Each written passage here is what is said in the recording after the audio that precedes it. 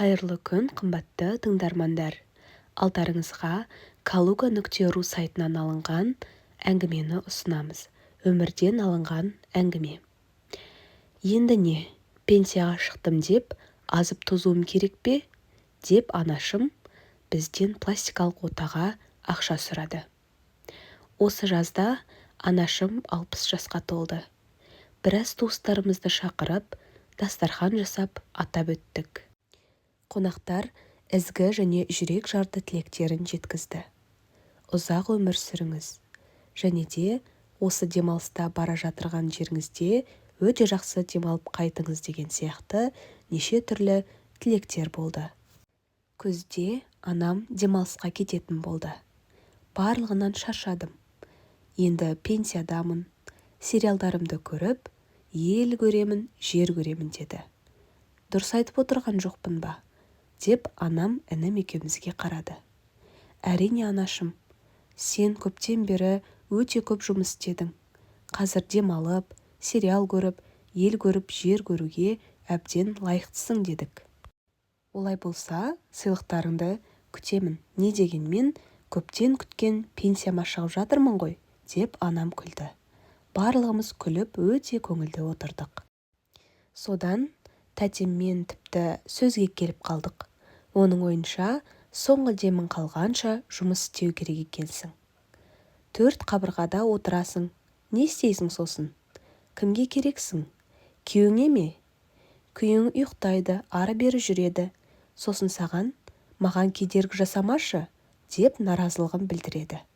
Оданша, жұмыс істей берген дұрыс, дейді тәтем. Содан анам айтты. Жоқ, пенсияға шығып өзіңе қарау керек. Бұл деген жүрегің нені қалайды? Соны жасайтын керемет уақыт емес пе? Деді.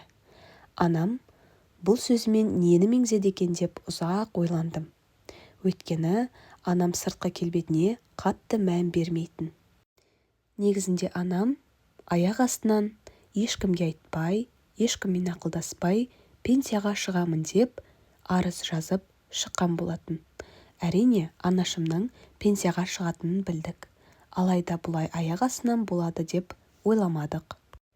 Анам керемет көңіл күйде жүрді.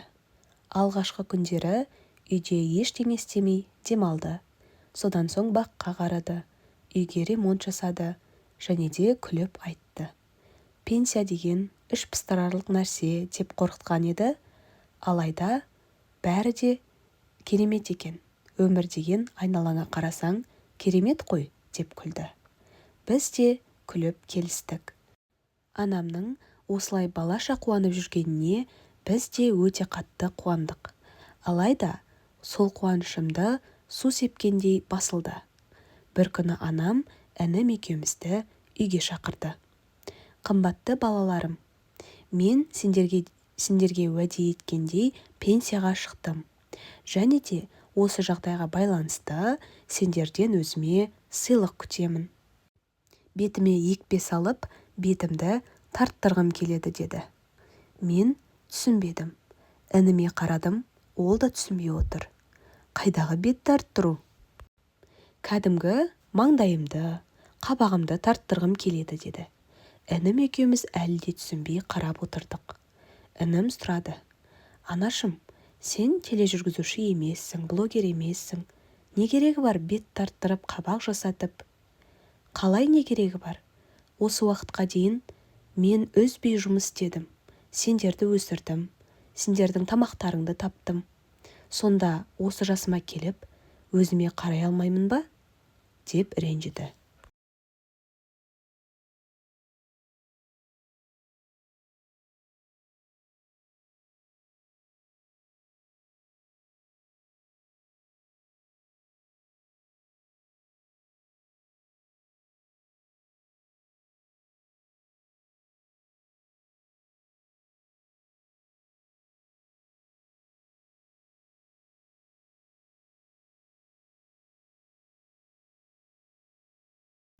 Содан анам қалтасынан пластикалық отаның рекламасын көрсетті.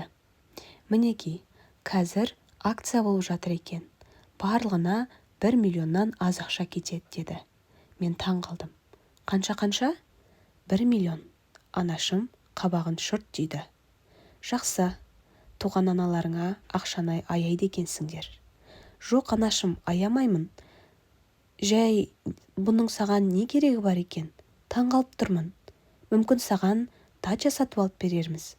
Сол жерде баққа қарап қияр егесің, дедім. Иә, әрине, онда табытты ала салыңдар маған, деп қатты ашуланды. Мен өмір сүргім келеді, қазір өзіме қарағым келеді, деді. Анашым біраз уақыт біздің басымызды қатырып жүрді. Сосын бір кезде тура айтты. Сендер маған пластикалық отаға ақша бересіңдер, немесе мен ақшаны өзім іздеп тауып, сендерді қарғап, ешқашан танымастай кетемін, деді. Анашымның бұл сөздеріне біз де ренжіп, таңғалып отырмыз. Пенсиядағы адам бетін тарттырып, қабағын жасатып, не істейді? Мен бұны мүлдем түсінбедім. Құрметті тыңдармандар, сіздердің ойларыңызша кімдікі дұрыс, кімдікі бұрыс? Комментарий қалдыруды ұмытпаңыздар.